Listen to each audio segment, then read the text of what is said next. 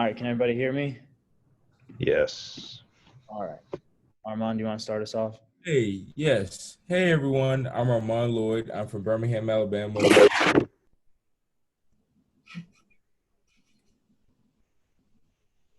And I got my undergrad here at Stanford in journalism and mass communications with a concentration in advertising and a minor in Spanish. This is my second semester here in the MBA program, and I'm also on the football team going into my sixth year. So with fan experience and looking at the data of what fans like, that's something that I really enjoy learning just from being a student athlete. It's very intriguing to see how the inside of everything works. Hey everyone, my name is Elise Watford and I am from Birmingham, Alabama. I also went to Stanford as an undergrad and got my bachelor's in sport administration and health sciences.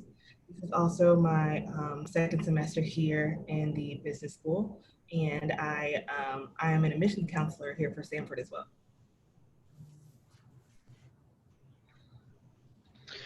My name is Kendall Adams. I was an undergrad student here. I got my bachelor's in finance. I just finished up on the football team and am also pursuing my MBA in finance.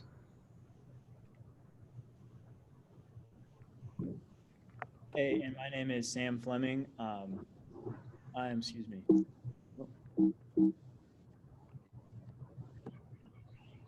Sorry about that. My name is Sam Fleming. I'm a second semester MBA student here at Stanford. I went to undergrad at Stanford and played on the football team.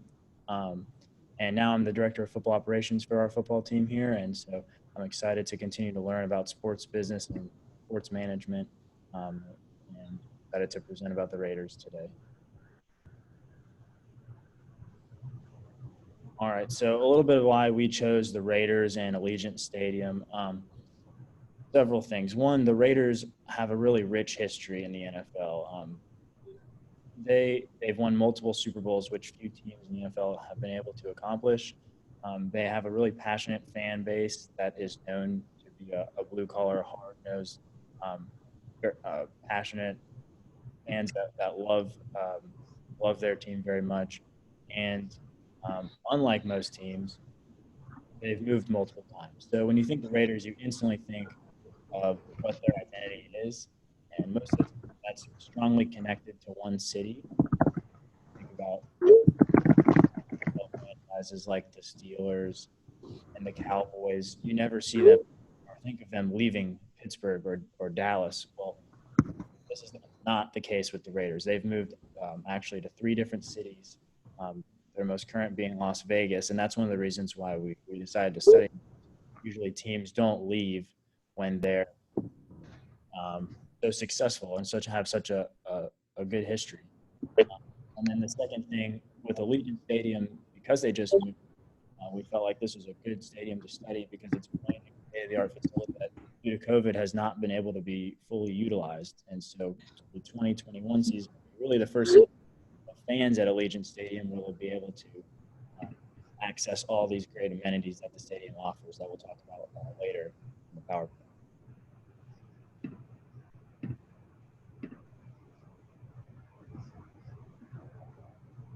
So a little bit more about the Raiders' unique history. The Raiders were founded in the 1960s, and they weren't good to start out. So they decided on Oakland for a variety of reasons to build the franchise. It was an expansion team, and they weren't very good to start. They hired a young coach named Al Davis, who went on to become their owner, and he's one of the most polarizing figures in the NFL, wildly popular with fans. He had a big personality. He told you what he thought, and he was very blunt. And he believed strongly in the Raiders organization. He transformed them into the team that won Super Bowls in the 1970s in the golden era of the NFL. It's a team that has numerous Hall of Fame worthy players and coaches, including people pictured on the screen, John Madden, who one of the most famous coaches in NFL history. They had Ken Stabler, Gene Upshaw, Marcus Allen, all very famous players in the NFL. And and that's what makes them so unique, is that they would continue to move. So Al Davis decided to move the team in 1982 to Los Angeles as a way to attract a bigger market after disagreements with stadium contracts and so forth. And then they actually moved back to Oakland, their original home, in the 80s, in 1995, and had been there for the last 25 years. And so when they moved to Las Vegas, it was controversial. However, they really wanted to stay in Oakland ultimately because of their fan base there. They had some of the best fans in the league. It was known as one of the rowdiest places to play was in Oakland. But ultimately, their stadium contract was so poor and the venue was so below par for NFL standards due to its age. They felt that they had to leave for a city that was willing to invest in a new stadium with them. And so, like the term Al Davis always coined was "just win, baby," and they felt like the best chance for them to win in the future was to move to a place like Las Vegas. So it's really just a unique background that no other NFL team has really been able to discuss, because the great teams usually stay put. It's not really a negotiable that those teams are going to be there. The New York Giants will always be in New York, and to think that a team like the Raiders that does have such a strong following was willing to leave that following to move a few hours down the road to a different city and try to build a new fan base with them is different. So that's why we're looking at the Raiders today.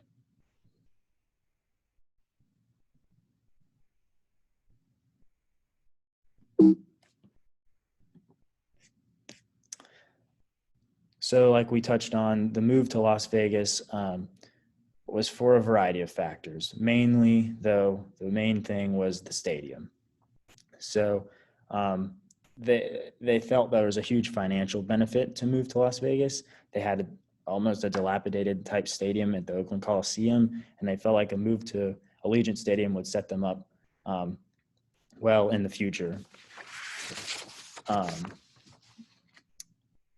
They felt also that there was a huge opportunity to grow their fan base in a growing Las Vegas market. A few years ago, Las Vegas got its first real professional franchise in the Golden Knights, and they felt like many sports business analysts speculated that it was just a matter of time for the next franchise to move to Las Vegas, and it so happened that it was an NFL team. They feel like there's a huge incentive to incorporate the tourism of Las Vegas into the organization. But it's going to be difficult. They're going to have to build a new brand. Las Vegas does not have the same feel as Oakland. Oakland has a blue collar mentality to it, and the team really adopted that. Whereas Las Vegas is more of the glitz and glamour. And so the Raiders will have to figure out a new identity of how to appeal to the fans of Las Vegas whilst not alienating the fans left in Oakland, California. So those are kind of the questions that we're hopefully try to answer, and why we think the move could be beneficial, and how they can connect with the fans in Vegas.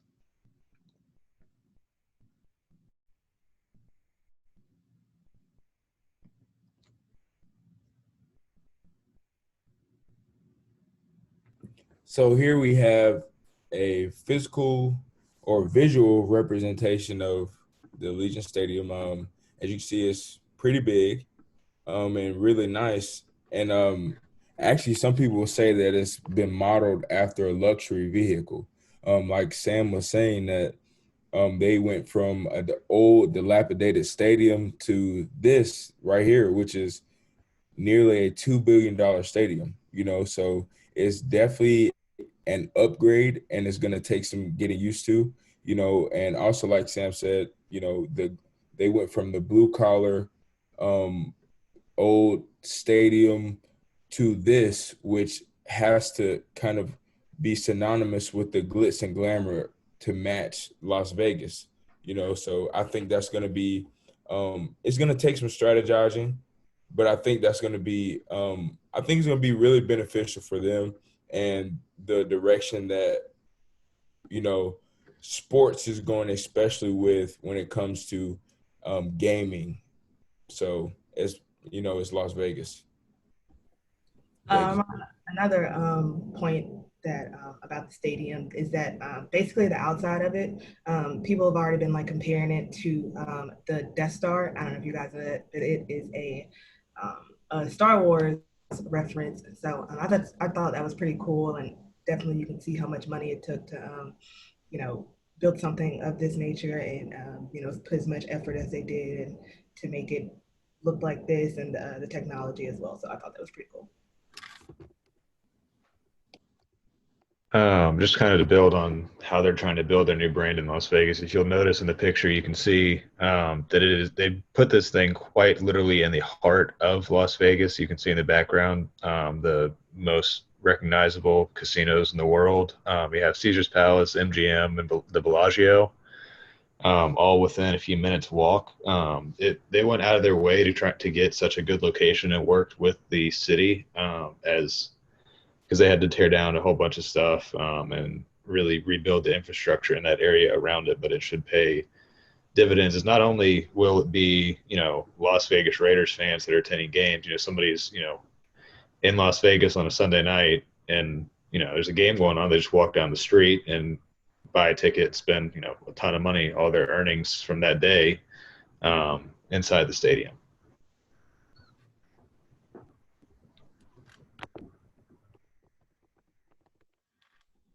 Okay, so actually, not only is Allegiant Stadium home to the Las Vegas Raiders now, but also University of Nevada at Las Vegas, which is a Division I collegiate football team.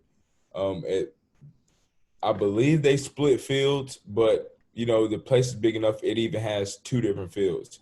So it also houses an Al Davis Memorial Torch, like Sam said, which is the former owner and coach of the Raiders. The stadium is absolutely humongous. It holds 65,000 fans. So when it comes to fan engagement, they have a lot to work with, and it took nearly $2 billion to build this place. So it wasn't just okay, let me collect some funds. It took a lot of bucks to build this stadium. So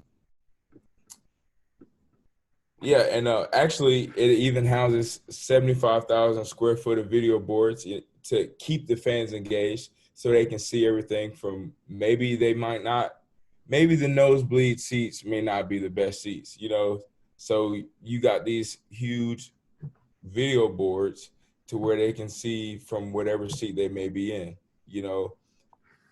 One thing about the facility was, can y'all hear me?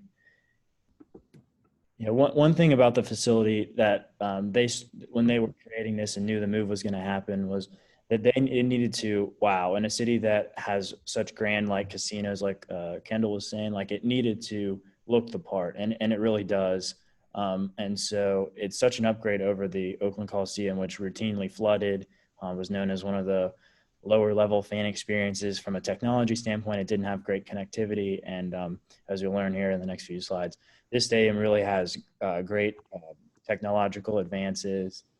Its goal is to be, and really the organization as a whole's goal is to be one of the most connective teams in the league. And so this stadium is the kind of the front door to that for the organization, where this is what they can show off. This is how they're going to be technologically advanced, and they can showcase it every Sunday. Sam, can you go back one slide real quick? So if you look on the picture of the stadium, you'll see that right above where it says Allegiant on the bottom, above the doors, that large panel of windows. There's a matching panel on the other side of the stadium, and both of those walls can open up to where when you're in the stadium, you have an unobstructed, clear view of the Las Vegas Strip and then the scenery on the other side. That's part of the stadium features as well. And then you can go back to the other slide, Sam. And then, as Armand said, they have two different fields. So they have an artificial turf field for UNLV. That's what they wanted to play on, and the Raiders wanted to have a natural turf field. Both of those are on their own individual. They call them trays, and each of those trays weighs over 19 million tons, or 19 million pounds, excuse me.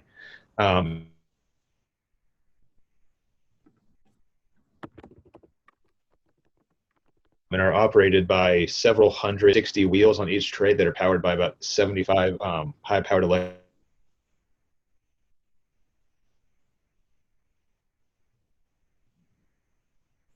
electric motors that they can operate and move the fields back and forth hours just to move one field off, and you get to move the other one on.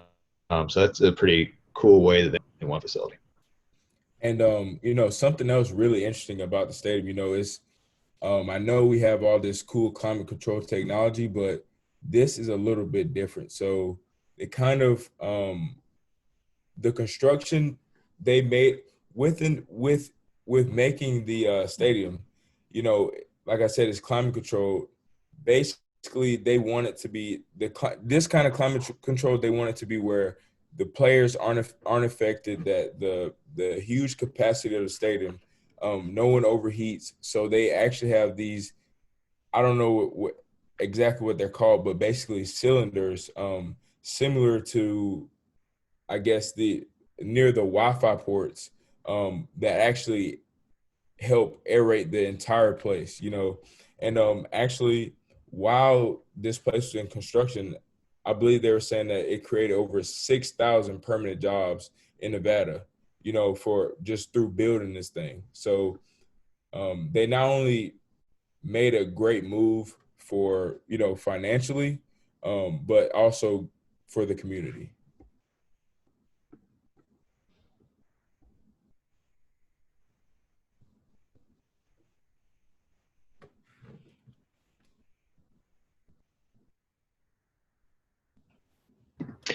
So the Raiders have been doing a lot to try and both, since it's been COVID, they haven't really been able to do a lot of in-person around town fan base building. They've been really going as much as they can on the digital and virtual side. So the Raiders have their own app. They're one of the few teams that have well, most teams have an app, but not many of them have such a in-depth app. So part of the stadium being as cashless and digital as possible is on the mobile app. Is where you can store your tickets. You can also store them on the secondary ticketing services, or you can have physical tickets. The mobile app also has all the up-to-date team content, roster, and game day information. If anything changes, it's immediately updated in the app. Their schedule, it has the schedule, it has statistics, it has matchup breakdowns, all the good stuff that fans kind of are starting to really get into as far as delving into matchups, aside from, the Raiders are playing the Patriots this weekend. There's stuff that only if you have the mobile app that you're able to see or experience with the team. They have information on the team, articles, blog posts, really anything related to the Raiders will go on the app. And then when you're in the stadium, you can go into stadium mode, to where you have to allow the permissions to the app, of course, but the app can track you in the stadium, and wherever you are in the stadium, it can tell you the food that's around you. And I believe they're planning on having like how long the lines are at certain food and beverage locations. You can pay through the mobile app, you can load funds onto it, and a whole bunch of other cool features that they haven't really been able to roll out, given the lack of in-person attendance at the stadium. They also have what their Raiders Fit program, with how big of a thing health and working out became during COVID restrictions. So they were publishing workouts to the mobile app and their website that the players, I don't know if the players were the ones coming up with them or they were telling them what to do, but the players were leading workouts that people could follow along and work out with their favorite players. They also did a virtual 5K to try and do an event with their new Raiders Nation. And then they have Health Huddle, which is basically just some health forums on exercising, eating right, cooking, just anything related to the new health kick, really. And that's another thing is their fan zone. So their fan zone, again, part of that would be the player-led workouts, newsletters. They try and, I don't know if they're weekly or monthly. Booster clubs, you can be a part of a booster club. That'll get you exclusive benefits, perks, and a few other things. Their social media accounts they're not one of the best social media teams, given how much they're focused on, one, moving locations, and two, I don't think they prioritized it. They're one of the lower engaged and active social accounts that they were until recently. They do a lot of promotions, giveaways. Um, really, I think all they've done so far is giveaways, actually. But then they're going to be doing ticket promotions, game day promotions, a whole bunch of other stuff in Las Vegas now that they're able to do that. They've also been doing virtual meet and greets, where you could have a Zoom call with players or personnel. They did some raffles for that, just some free giveaways, and they also did some stuff through your typical Make-A-Wish and charity meet and greets as well. One thing I think they have done a good job of is just the connectivity with the Raiders fit and making allowing fans to feel like they might see the player in a different light, where they're not on the football field. They see them more as like a regular person, and that kind of creates a sense of community and connectivity, like that they're doing the same workouts as the Raiders players. Yeah, absolutely. Going off of that, the element of fan engagement, Allegiant Stadium has also partnered with Cox Business to bring the fans its most fastest optical internet. So the stadium will feature 1,700 Wi-Fi access points backed by redundant 40 gigabyte optical internet connections. So the Cox Business Vice President Derek Hill said that the stadium will have the bandwidth for every mobile device in the 65,000 seat stadium. And there will also be 227 miles of fiber. And it will also include 2,200 Samsung screens and signs powered by Cisco Vision. And with that technology, Cox will provide a variety of fan interaction elements, such as the virtual meet and greets that Kendall spoke about earlier. And Cox will also provide services to the Raiders headquarters and practice facilities. The speedy internet connectivity will not only allow fans to connect their mobile devices, but also facilitate that use of the Raiders app that Kendall also spoke about, such as providing the information or the location of open parking spots, wait time for concession lines. It'll also allow patrons to place bets via, the number of wager apps that are located in Nevada. But in addition to that, Allegiant Stadium will also be the first venue in American pro sports to open as a cashless venue. So as a part of that, as a part of the ongoing dedication to provide, fans with world-class sports and live entertainment, and also in response to feedback from customers, cash will not be accepted as a form of payment at any stadium-controlled parking lot or parking location or within Allegiant Stadium. So fans can use Apple Pay, Google Pay, or Samsung Pay, along with credit and debit cards. And if you don't have that, they've also made accommodations for fans without those payment instruments. So you guys can install several different, they've installed several different cash to card kiosks, similar to the ones that you'll see in like the airports and stuff. But I thought that was really cool. I didn't even consider UNLV's fan base being there as well, but just with everything happening in the world, I think safety and sanitization and being, healthy has been a really big initiative this past year. So I think this new cashless venue will definitely become a standard around a lot of stadiums and become a new norm. So I'm excited for that. Another interesting fact about fan engagement is that actually for PSL holders, which would be personal seat license, People who have those, they get to tour the stadium, and actually there are spaces available in the stadium for rent, and they have bars in these rental rooms to where people can come in, say, hey, yesterday was draft day. Say, hey, let's have a draft day party in Allegiant Stadium. So I think that's actually going to change the game of how this stadium is looked at. It's not only a place where fans can come. It's a place to where people who enjoy the vibe of Las Vegas and enjoy the vibe of the Raiders can come and celebrate a big win or do whatever. So they're trying to be multi-dimensional with how they can make this thing work.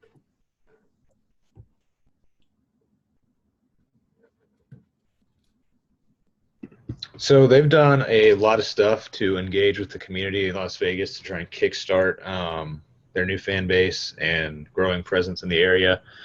Something that pretty much every college and professional team will do is high school coaching clinics, and then they'll host their the state's high school championship games.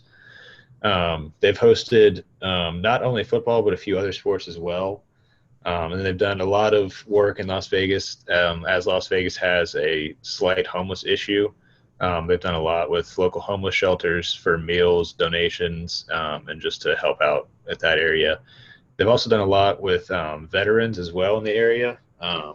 Some veteran events, both at Allegiant and at top local venues. And then the Biletnikoff Foundation is their charitable organization that does their own ventures as well.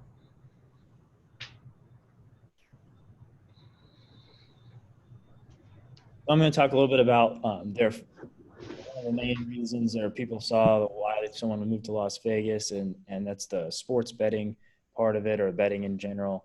And the Raiders' first sports betting partnership was with MGM, BetMGM, and its role was to help the Raiders take advantage of their opportunity that they're in Las Vegas. So with their partnership with BetMGM, it's going to work with MGM Resorts already in town. They're going to have not only like prominent signage and things like that throughout the stadium. They're also going to have a VIP entrance, an MGM Resorts a VIP entrance on the west side of the building. And there'll also be the MGM Club, which will it's kind of like a super exclusive fan experience with a full service bar, like luxury, like lounge seating, and an additional opportunity to actually have like live sports books at the stadium, which is something new. And so this can be all done digitally through apps, and it's just it's going to be a really interesting thing to see how as the country kind of as a whole is starting to allow more sports gambling and online sports betting. It's going to expand throughout the country, and I think you're going to see more of this in stadiums outside of Las Vegas. But Las Vegas and the Raiders will really be the first to fully embrace it, as they should, given that they're in the city that they're in. So I just thought it was a really interesting partnership where it's a different dynamic than the NFL is used to, I guess, with embracing gambling. But I think as the country continues to change laws, this is something that a lot of teams will have to visit.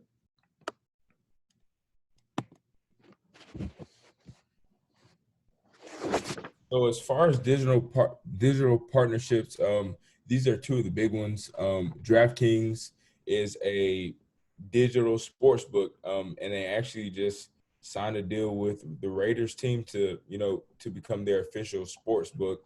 And DraftKings is relatively new.